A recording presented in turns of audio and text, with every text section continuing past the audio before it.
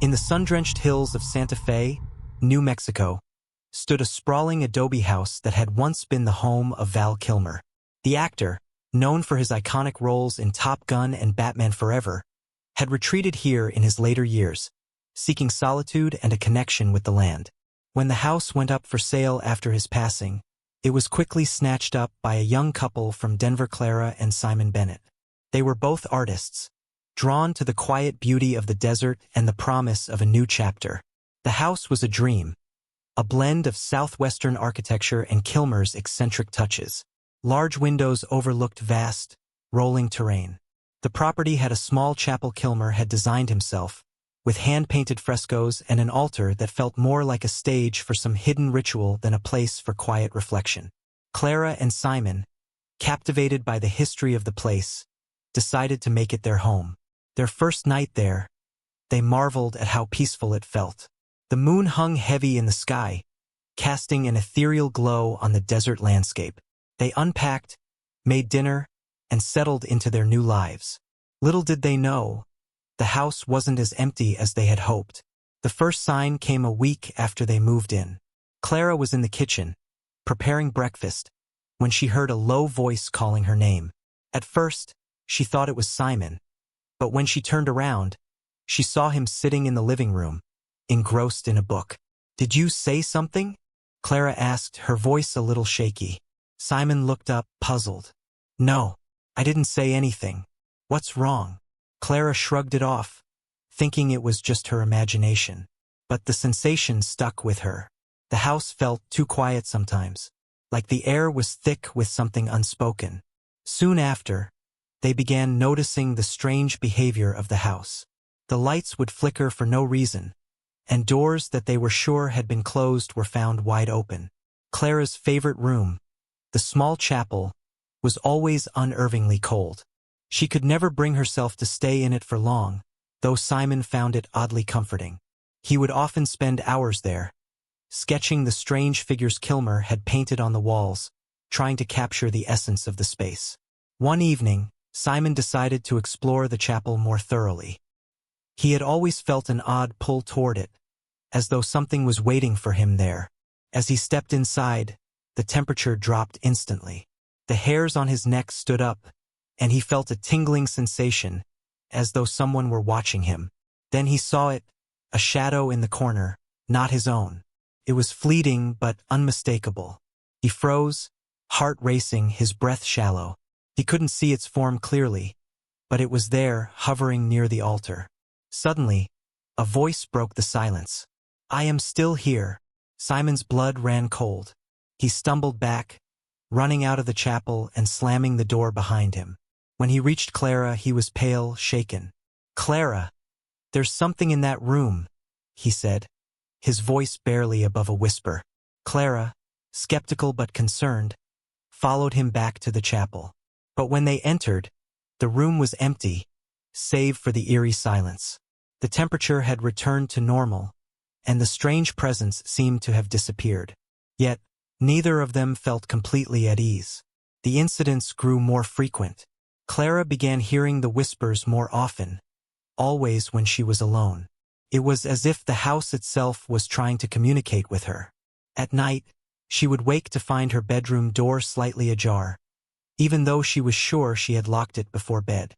Sometimes, she would hear the sound of footsteps pacing the hallway, only to find nothing when she opened the door. Simon, too, began to feel the pull of the house.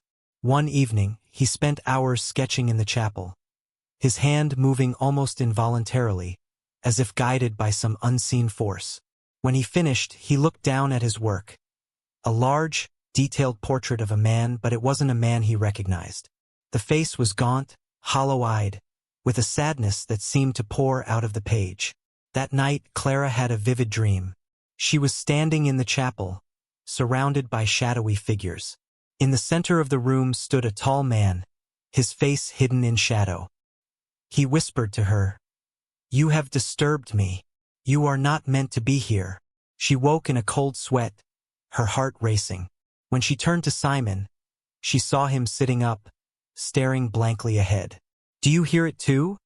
he asked, his voice hollow. Clara nodded. "We need to leave." But something was holding them there. It was as if the land, the house, Val Kilmer himself, had claimed them. The harder they tried to leave, the more the house seemed to resist. One final, fateful night, Clara and Simon gathered their belongings, determined to leave once and for all. But when they reached the front door, they found it locked from the inside. Panic set in as the house seemed to close in around them. The whispers grew louder, almost deafening now, filling every corner of the house. They ran through the darkened halls, but no matter where they turned, the door remained locked. The temperature plummeted again, and the shadows grew darker, more oppressive. At that moment, Clara understood.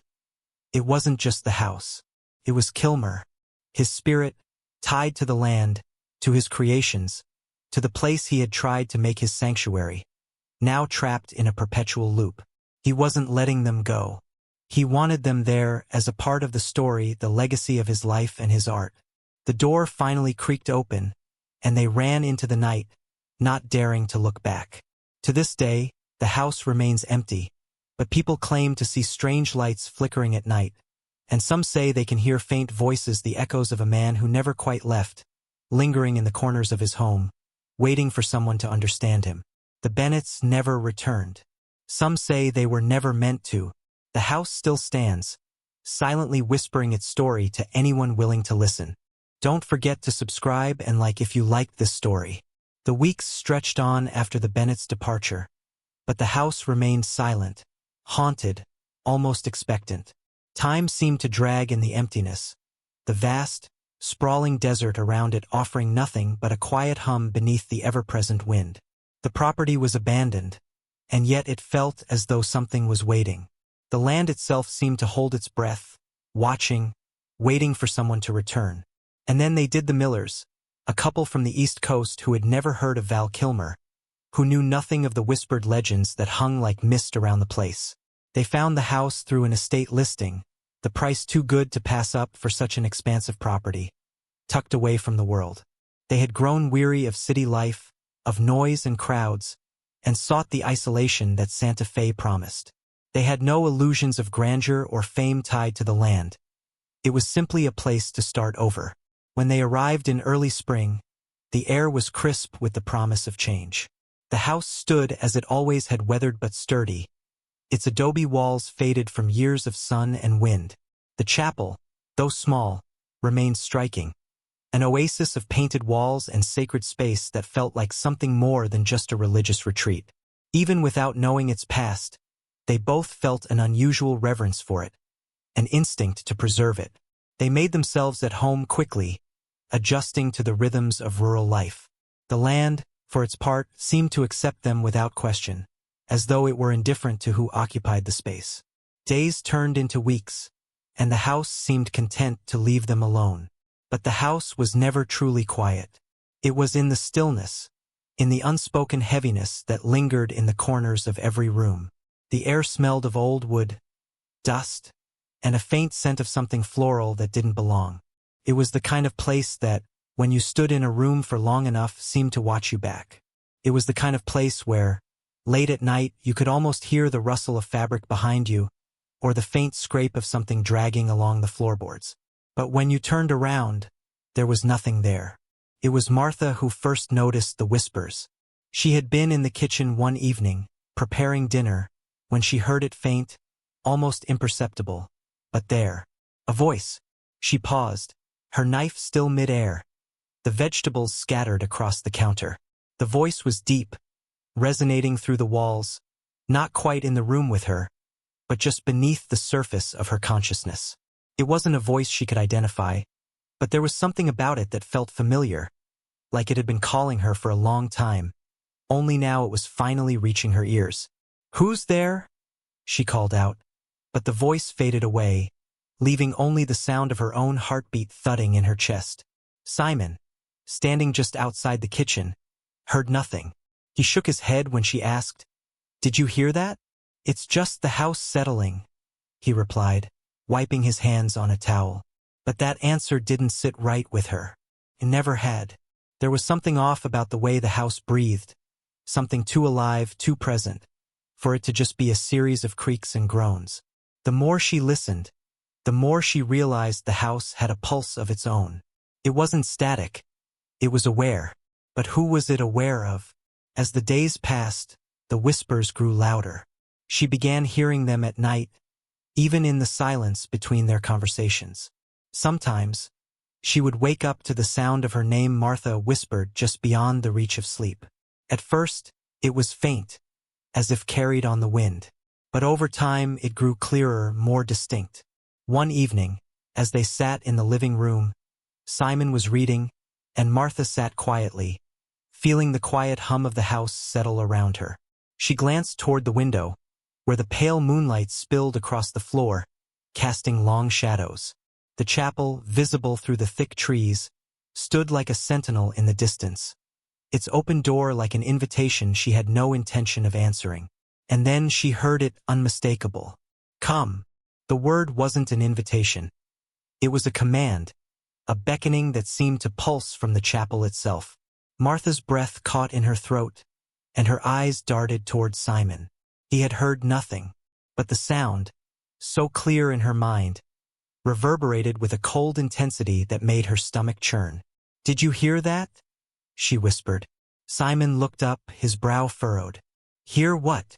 "The voice," she said, her voice trembling slightly. It came from the chapel. But Simon only shook his head again, a slow, uncertain motion. "You're imagining things." Martha stood, her legs suddenly weak beneath her. The air around her seemed thick, suffocating. She couldn't explain it, but there was a weight pressing on her chest, urging her toward that chapel. She wanted to tell herself it was just her mind playing tricks, that the isolation was getting to her. But the pull, the force behind that whisper, felt too real. Without thinking, she walked toward the door. Simon barely glanced up from his book as she stepped out into the night. The wind picked up as Martha made her way through the yard, the desert stretching endlessly before her. The path to the chapel was winding and uneven, the earth beneath her feet rough and uneven, the crunch of dry soil breaking the silence with each step she took. The chapel loomed ahead, its silhouette dark against the moonlit sky, the windows like dark, hollow eyes watching her approach. She could feel her heartbeat quicken as she got closer, the silence growing heavy around her, like the entire desert was holding its breath. When she reached the door, she hesitated. The air had grown even colder, the night sharp against her skin. Her fingers brushed against the handle, and she could feel the coolness of the metal, but she didn't open it right away. Something inside her told her not to, but the voice, the whisper, was louder now, more insistent. "Come." It echoed in her ears, vibrating through the very core of her being. And without another thought, she twisted the handle and stepped inside. The chapel was dark, its interior lit only by the faint glow of moonlight filtering through the narrow stained glass windows. The space was small, but there was a weight to it, a sense of age and something far older than time itself. The walls were adorned with strange, intricate paintings, distorted faces, figures lost in shadow, eyes that seemed to follow her movements. The altar was empty, save for the remnants of candles, their wax melted into twisted shapes. And then, as she stepped further into the room, she saw him. He stood at the far end, his face obscured by the shadows, but there was no mistaking the figure before her. He was tall, thin, dressed in a loose, flowing robe that seemed out of place in the modern world. His hands were clasped together, and he turned to face her with a slow, deliberate movement.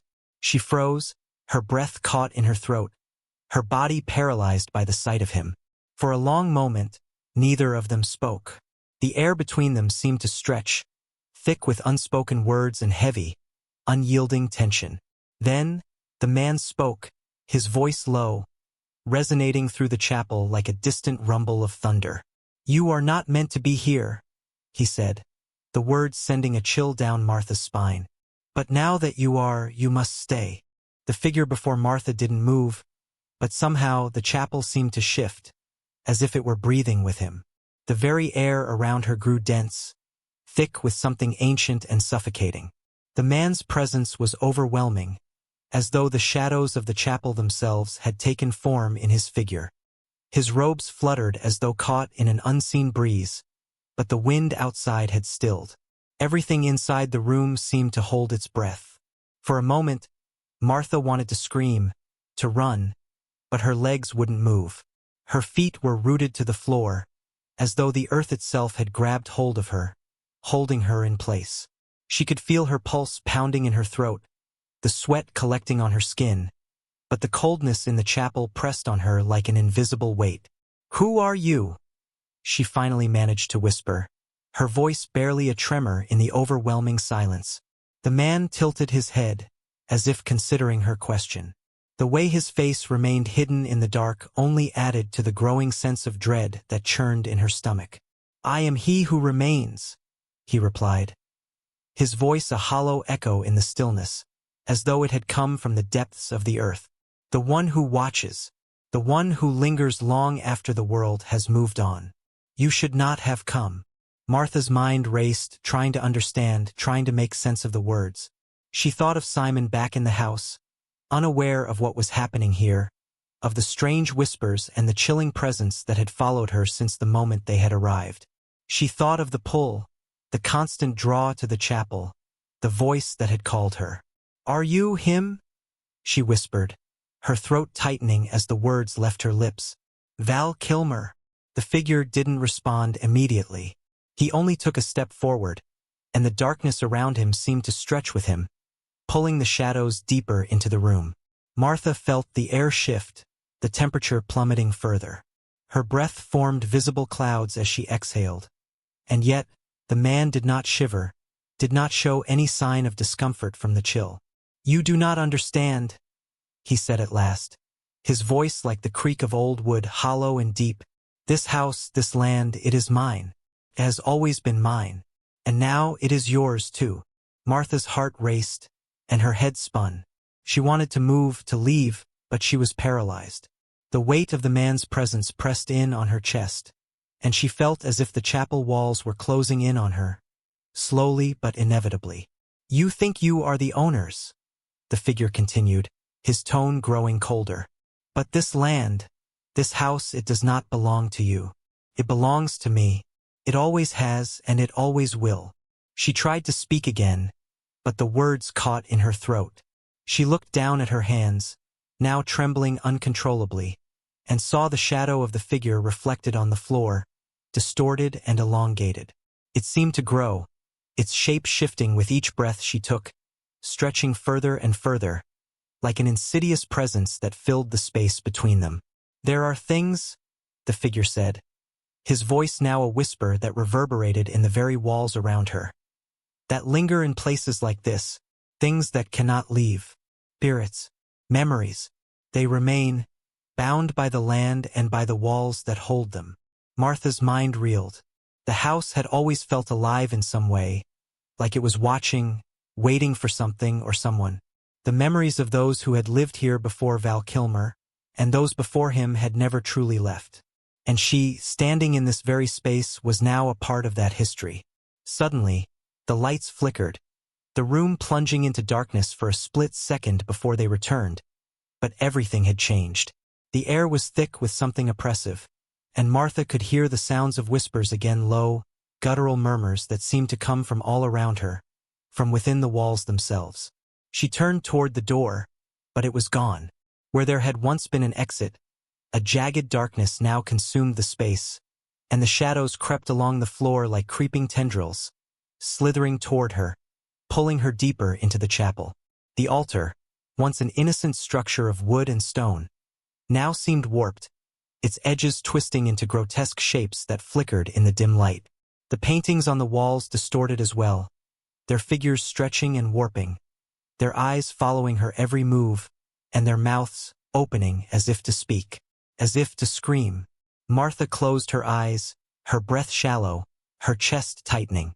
But the air had become suffocating, thick with an unnatural cold, and the whispers were all around her now, swarming her like a swarm of bees, each voice calling her name, no, demanding it. "Martha." A chill ran down her spine as she heard a sound she hadn't expected. Simon's voice, faint, but unmistakable, coming from somewhere far beyond the walls of the chapel. "Martha," it called, a desperate whisper. "Martha, where are you?" Her heart leapt. Was it really him? Was it possible?